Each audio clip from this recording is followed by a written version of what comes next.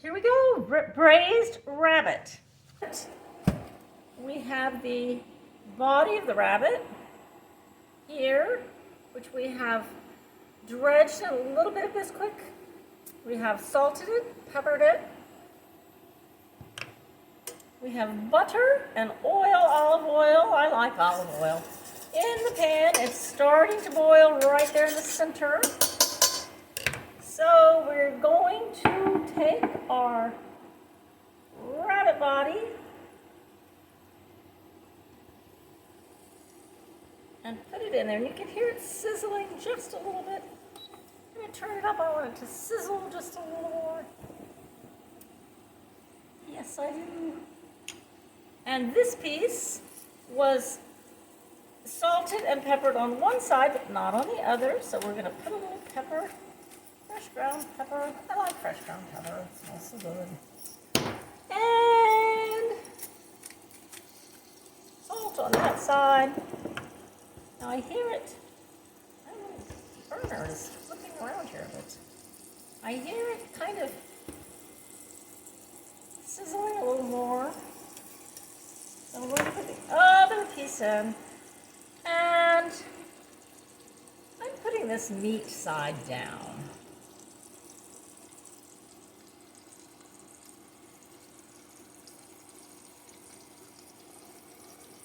Now, while that is going along and just beginning to brown very lightly and slowly, I'm going to clean up a little bit and we will decide what seasonings we want to use on this lovely rabbit. The woody herbs, rosemary, thyme, sage are good, and I have them all. But tonight I'm going to cheat. I also have this Herbes de Provence, which I'm sure many different manufacturers make it. And I'm going to use that because it's already mixed up.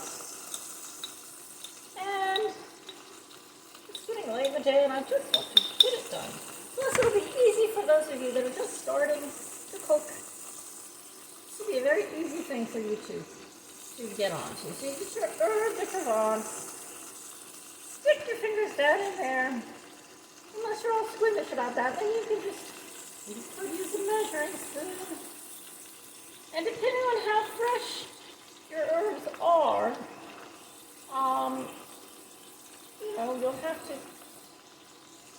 These are about a half or quarter fresh, so I'm going to use a lot of them. That was probably a tablespoon, maybe 2 tablespoons. And I'm going to let that cook. Just let that. I turned it up a little bit. It's at 300 degrees now. And we're going to let that brown in there for a little while.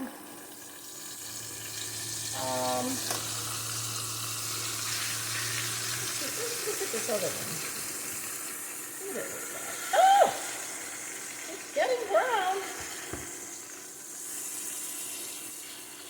See that? Yes. So I'm going to turn it over, let it brown on the other side, let all those good Herbes de Provence get down into our butter and our oil. A little bit on the side too. Rabbit has a very delicate flavor. Quite good. Kind of like chicken, but better. And this rabbit is raised by a young couple that live way out in the country, and they raise rabbits and chickens. And, I don't know if it's organic, but they certainly are not giving them any growth hormones, anything like that. So it's very fresh. This was just butchered the other day. I was there. They butchered this one up. And I have the legs. And I'll fix those in something else later. So there's all of that. And we're going to keep browning it very slowly. in this beautiful, I may add just a tiny bit more butter and oil, just so that it doesn't burn. So a little bit more oil.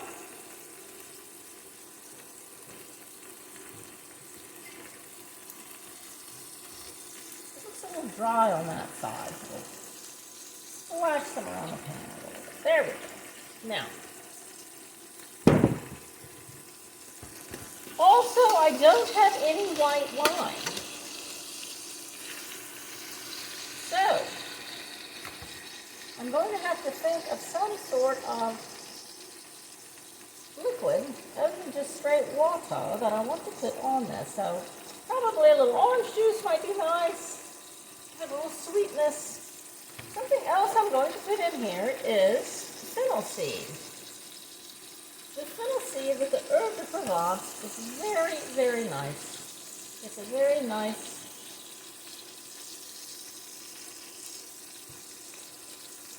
combination. Alright, there we go, that's good. And we're going to just move that around a little bit, cover it, and let it go for a bit. Alright, I can't find my good knife, so we'll use this one. That's been cooking, the rabbit's been cooking, stewing a little bit now for about 10 minutes, 15 maybe. And we're going to cut some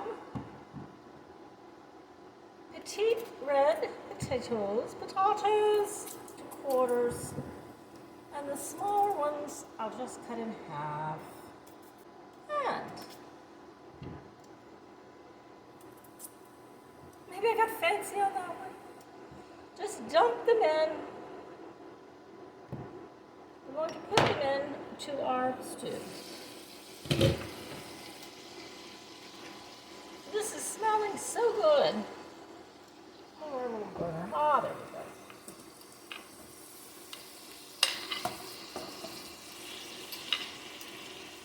Put those in, just like that. Now, I do not have any onion in here. I think I have a green onion, a scallion onion in, maybe in the garden I have a few little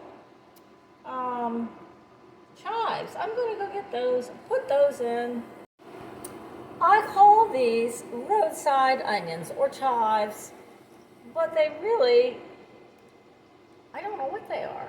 They're little onions that grow wild by the side of the road in certain areas in Florida, which I'm not going to tell you what areas. But you can find out for yourself. If you're ever riding down the road with your windows open and you smell this heavenly onion smell, then you can stop and dig some up for yourself.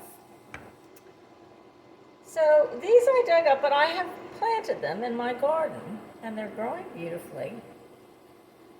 And so now I'm going to put them in here. And I didn't tell you, but I took the potatoes and I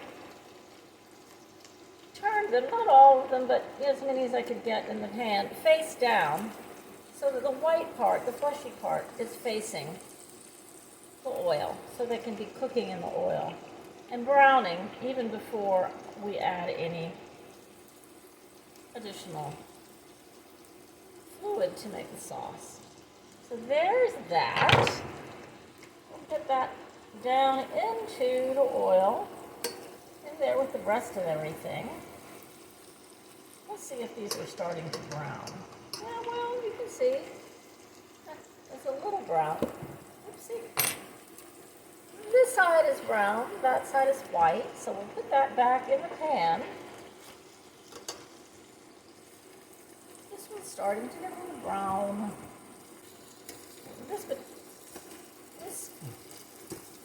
This potato is browning. See? Got it face down in the oil, and it is beginning to brown. Ugh, that smells heavenly. I tell you, it looks like it's cooking pretty fast. So what I'm going to do is take it up out of the oil or can you see this? Take it up out of the oil and put the potatoes in there. And I may even take this little piece out.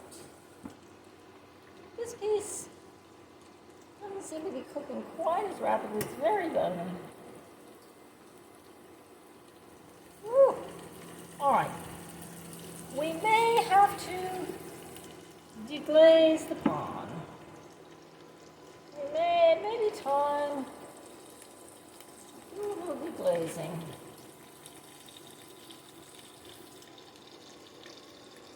But before we do that, I'm going to add something else I got out of the garden, which is parsley.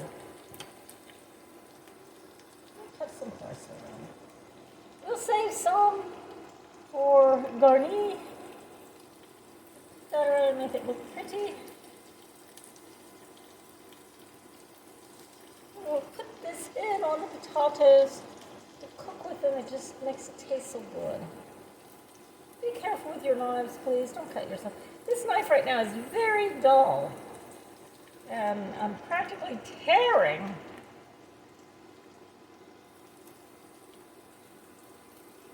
the parsley off of here. Time to sharpen my knives. Now, that smells very fragrant, very, very good. Let those cook a little bit longer. I mean, they're not anywhere near really done, but they are browning, which is nice. And then we're going to make a little orange sauce. I want to check this rabbit. I'm going to cut it open and see how done it is. We'll make the, put a little water in there, deglaze the pan, stir it up really good, put some orange in there to make the orange sauce, and then we'll put the rabbit back in. Well, I surprised myself. I opened up the potatoes, and of course they're beautifully browned, but they're also almost done, which is nice. I won't have to cook them anymore. So I'm going to take out the ones that are done.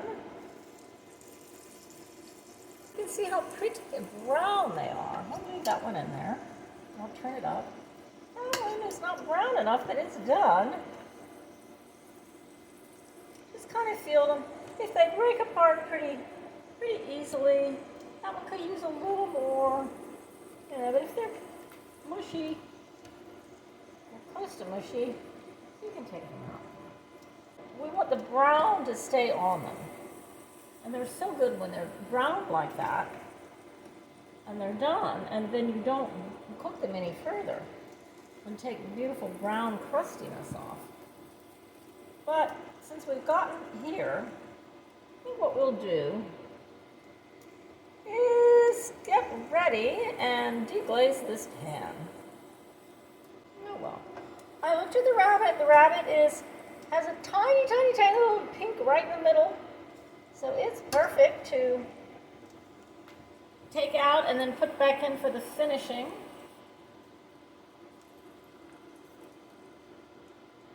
Okay. Now, I'm going to get some orange juice and water. And we're going to deglaze this pan. I happen to have a big fat orange. So we're going to cut that in half, crossways. Makes it easier to squeeze, and squeeze it in there. Squeeze it into this nice big cup that I have. Now, my experience with orange juice is that if you don't dilute it a little bit with water, it has a lot of sugar in it, and it will sometimes just it'll burn too quickly. So use all of this orange. It's so beautiful. Just use the whole thing.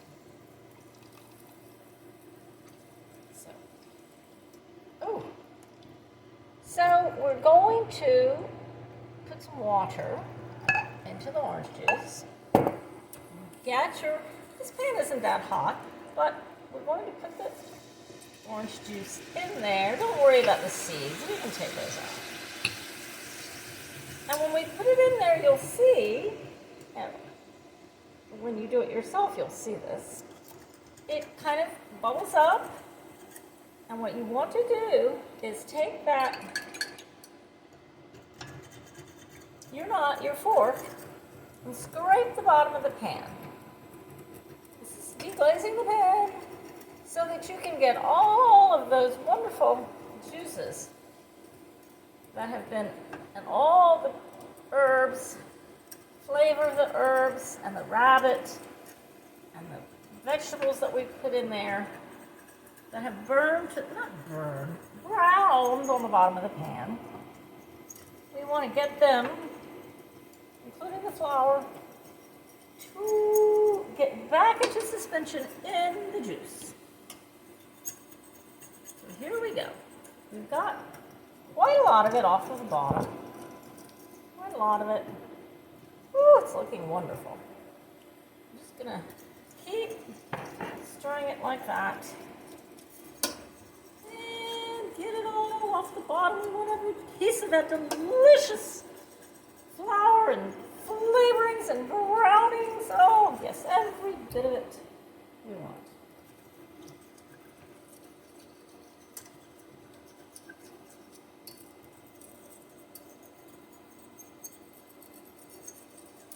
Now, at this point, this is a nice gravy. I would like it to be a little thicker.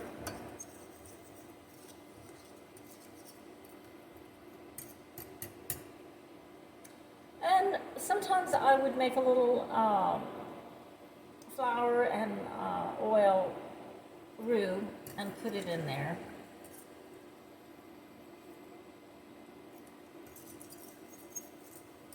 So that might be a bit heavy for this rabbit, so we're going to leave it like this. Oh, you're going to like this. It smells really, really good. I'm going to take our rabbit, put it back in there.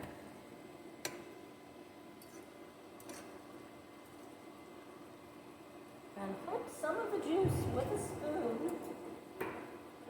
This is good. Back up over the rabbit. That looks really good.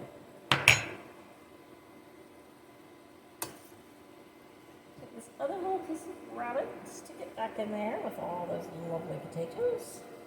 We're going to let this rest in. I think I'll turn it down just a little to about 250. If we have to turn it up to finish it, we will. Oh, is it cooking?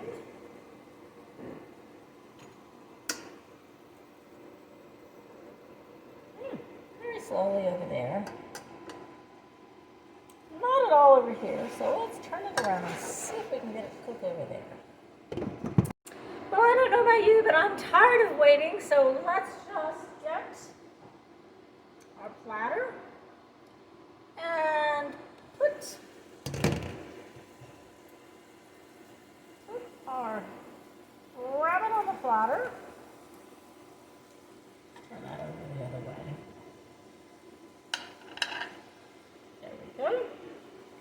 And then, let me see if I can rearrange this so you can get the idea. Aha, there we go. Now, here are our potatoes. Dark. There is a beautiful little sauce coming off on that. And it's thickened up nicely. We have a romaine salad with blue cheese dressing. which I made. It's gorgonzola and yogurt and mayonnaise, and I'll show you that sometime. It's very simple. It's delicious though. Oh, and a little bit of evaporated milk, or half and half. Now, we have a little bit of garni, and we're done.